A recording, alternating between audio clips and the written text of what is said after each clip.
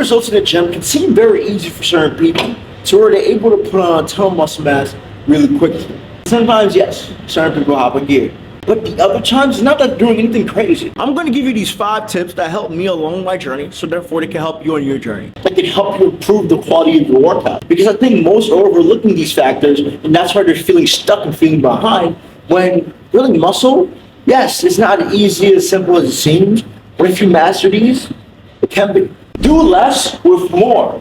One of the biggest things that I think a lot of people get wrong when it comes to progressive overload is that it means I just have to keep on doing more.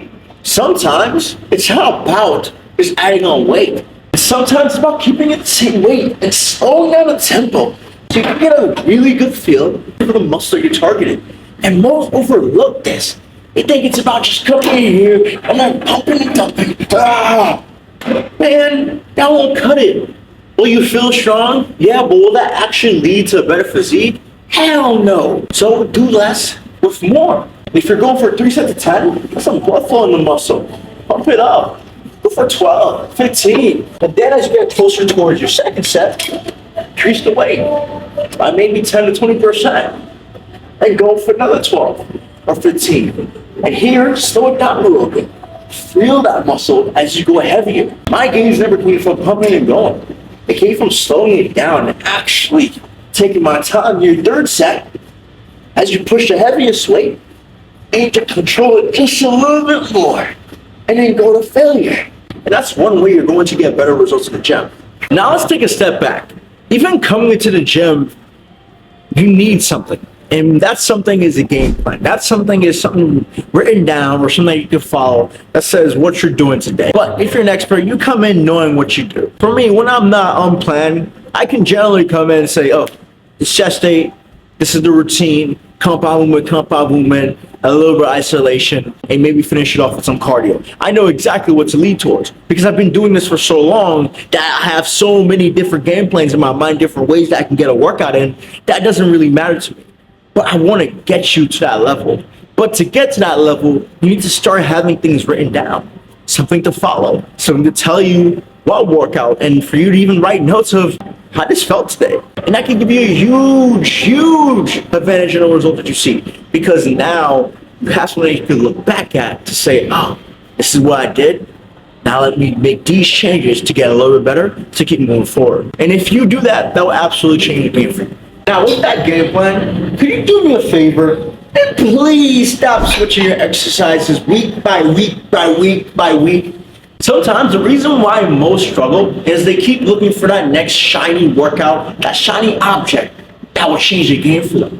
But what they don't understand is the game plan you created, that's what's going to help you get better. Help you raise your level of intensity, help you raise your level of focus, help you raise your level of awareness, help you perform in a way so you can actually get stronger and see results. So one thing I would highly suggest, so you can actually lose the weight, lean up, is give yourself 4 to 6 weeks with one game plan. Work on it, grow through it, push more weight with it, and then over time, you can change it up. Because once you get better here, it will make getting better there a hell of a lot easier. But if you keep going, beep, beep, beep, beep, man, I don't know what to tell you. It's going to be kind of tough.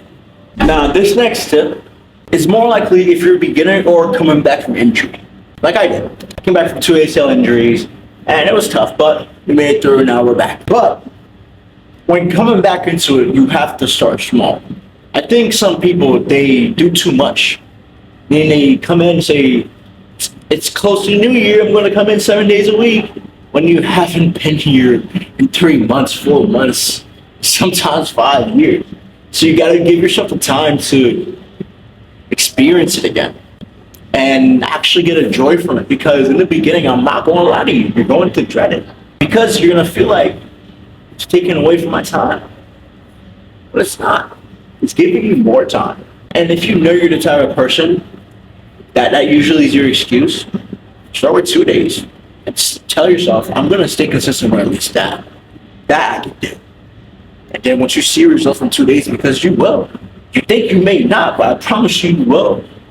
Go to 3. And slowly increase that frequency over time.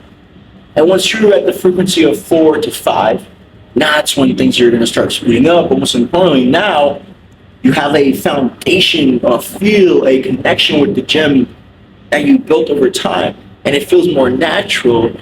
And when it feels more natural, you're more inclined to do more and want more. So start small and build your frequency up.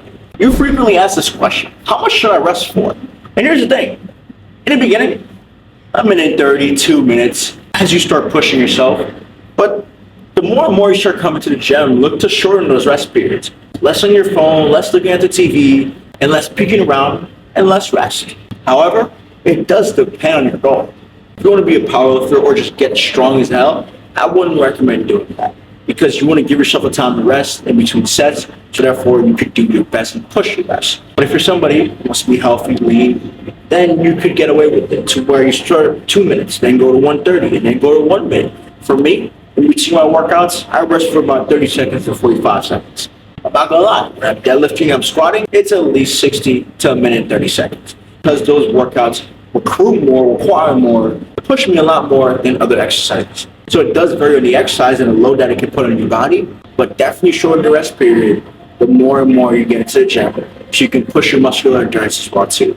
A lot of people don't think you can work on your endurance while working out, but this is how you can actually do that. Slowly, in a way where you don't necessarily have to run for cardio. You can get away with walking as well too. Should you do cardio first or should you lift first? Well, it does depend on what you want, but I always say work out first. You have to understand, when you're working out, you have a certain amount of glycogen stored in your muscles, your body, that you have to utilize. That you have, and when you're using that glycogen, you're at peak performance where you have the most amount of energy. And that usually is the first 20 minutes of your workout. However, if you go into that workout and you start with cardio first, you're depleting those storages. And as you get into strength training, you may not be able to push the amount of weight that you want to. And here's the thing, if you don't want to get stronger while you lose weight, it won't necessarily matter. But if you do want to get stronger, I would highly prioritize muscular hypertrophy food first. Get your strength training in before you get your cardio. Or you could do cardio in the very morning and then eat for the rest of the day and then work on the afternoon. That could work as well too. And that's it. This is exactly what I did for years to build my physique, get stronger, and get leaner. You know, one thing I say about this journey, it's not impossible. You just have to be willing to learn, grow, and understand it to a deeper level. And if you want help understanding it and losing 20 pounds to get lean, you can always check out my program below. But I also have some free guides that you could utilize when it comes to fitness, nutrition, to help you start building that foundation. Because again, like I said, it is possible. Just be willing to understand it and how it can work for you. Don't look at some fancy thing and say, oh, that's it. No. What do you need to get you from A to Z? And can you actually stick to it? Those are the questions you want to ask yourself. And utilizing these 5 tips and incorporating your routine at your own pace is going to help you love. With that being said, we'll have a great day. Peace.